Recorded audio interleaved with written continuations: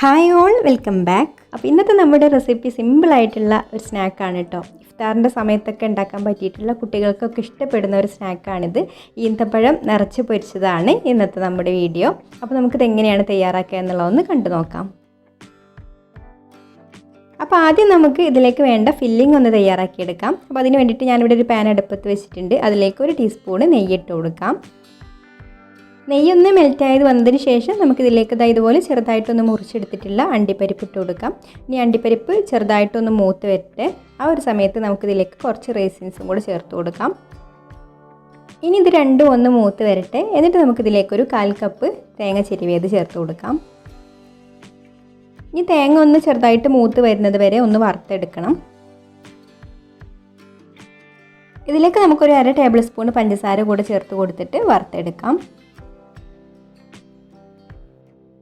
ഇപ്പോൾ തേങ്ങയൊക്കെ ഇവിടെ മൂത്ത് നല്ലൊരു ഗോൾഡൻ കളറായി വന്നിട്ടുണ്ട്. ഇനി നമുക്ക് ഫ്ലെയിം ഓഫ് ആക്കിയിട്ട് ഇത് മറ്റൊരു പാത്രത്തിലേക്ക് മാറ്റി വെക്കാം. ഇനി നമുക്കിത് ഡിപ്പ് ചെയ്ത് പൊരിക്കാൻ വേണ്ടിയിട്ടുള്ള ബാറ്റർ തയ്യാറാക്കാൻ വേണ്ടിയിട്ട് ഞാനിവിടെ ഒരു 1/2 കപ്പ് മൈദ ഈ ഒരു ബൗളിലേക്ക് ഇട്ട് കൊടുക്കുന്നുണ്ട്. ഇനി നമുക്കിതിലേക്ക് ഒരു നുള്ളു ഉപ്പും 1/4 ടീസ്പൂൺ ബേക്കിംഗ് സോഡയും 1 ടീസ്പൂൺ പഞ്ചസാരയും ചേർത്ത് കൊടുക്കാം. എന്നിട്ട് ഇതിലേക്ക് ആവശ്യത്തിന് വെള്ളം ഒഴിച്ച് കൊടുത്തിട്ട് ഒട്ടും കട്ടയില്ലാതെ മിക്സ് ചെയ്തെടുത്ത് കുറച്ചൊരു കട്ടിയിലുള്ള ബാറ്ററാക്കി എടുക്കാം. വെള്ളം ഇതുപോലെ കുറേശ്ശെ ചേർത്ത് കൊടുത്തിട്ട് മിക്സ് ചെയ്തെടുത്താൽ മതി. വെള്ളം കൂടി പോവരുത്. അപ്പോൾ നമ്മുടെ മാവ് ഇവിടെ റെഡി ആയിട്ടുണ്ട് കേട്ടോ. ഈ ഒരു ലൂസിലാണ് ഉണ്ടാക്കിയിട്ടുള്ളത്. ഇനി നമുക്കിത് സ്പൂൺ വെച്ചിട്ട് ഇതുപോലെ നന്നായിട്ടൊന്ന് അടിച്ചെടുക്കാം. അപ്പോൾ മാവ് നന്നായിട്ടൊന്ന് പൊങ്ങി വരും.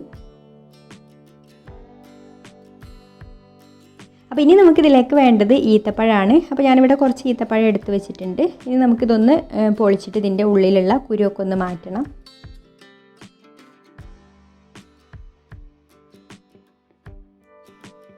അപ്പോൾ അതുപോലെ കുരു മാറ്റിയതിന് ശേഷം ഈ ഒരു സ്ഥാനത്ത് നമുക്ക് തേങ്ങയുടെ ഈ ഒരു ഫില്ലിങ് വെച്ച് കൊടുക്കാം. എന്നിട്ട് ഇതുപോലെ നന്നായിട്ടൊന്ന് പ്രസ് ചെയ്ത് കൊടുത്താൽ മതി. അപ്പോൾ ഇത് കുറച്ച് സോഫ്റ്റ് ആയിട്ടുള്ള ഈത്തപ്പഴം ആയതുകൊണ്ട് ഇങ്ങനെ ഒട്ടി പിടിച്ചോളൂ കേട്ടോ. അപ്പോൾ നല്ല ഡ്രൈ ആയിട്ടുള്ള ഈത്തപ്പഴം ഇങ്ങനെ ഒരു സ്നാക്ക് ഉണ്ടാക്കാനായിട്ട് എടുക്കാതിരിക്കാവും നല്ലത്. എന്നാലേ ഉള്ളൂ ഇങ്ങനെ സോഫ്റ്റ് ആയിട്ടുള്ള ഈത്തപ്പഴം ആയാലുള്ളൂ ഇതുപോലെ ഒട്ടി നിൽക്കുക കേട്ടോ. അപ്പോൾ ഇനി നമുക്ക് ഇതുപോലെ തന്നെ ബാക്കിയുള്ളതെല്ലാം കുരു മാറ്റിയിട്ട് ഫില്ല് ചെയ്ത് കൊടുക്കാം.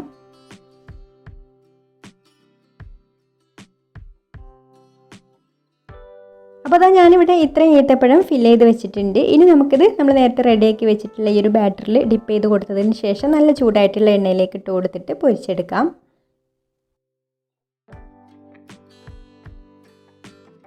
അപ്പോൾ ഇതുപോലെ ഒരു സൈഡ് കളർ മാറി വരുന്ന സമയത്ത് നമുക്കിതൊന്ന് മറിച്ചിട്ട് കൊടുക്കാം.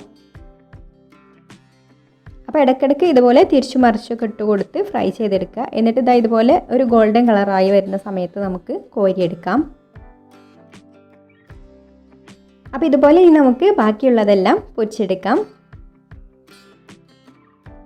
അപ്പോൾ ഇത്രയേ ഉള്ളൂ നമ്മുടെ ഈന്തപ്പഴം നിറച്ച് പൊരിച്ചത് ഇവിടെ റെഡി ആയിട്ടുണ്ട്. അപ്പോൾ നിങ്ങൾക്ക് ഒരു റെസിപ്പി ഇഷ്ടമായിട്ടുണ്ടെങ്കിൽ ഒന്ന് ലൈക്ക് ചെയ്യുക, ഷെയർ ചെയ്യുക, നിങ്ങളുടെ അഭിപ്രായങ്ങളൊക്കെ കമൻറ്റ് ചെയ്യുക. പിന്നെ ഈ ചാനൽ സബ്സ്ക്രൈബ് ചെയ്യാതെ കാണുന്നവരാണെങ്കിൽ ഒന്ന് സബ്സ്ക്രൈബും കൂടെ ചെയ്യണേ. അപ്പോൾ ഇനി മറ്റൊരു നല്ല റെസിപ്പിയുമായിട്ട് അടുത്ത വീഡിയോയിൽ കാണാം. താങ്ക്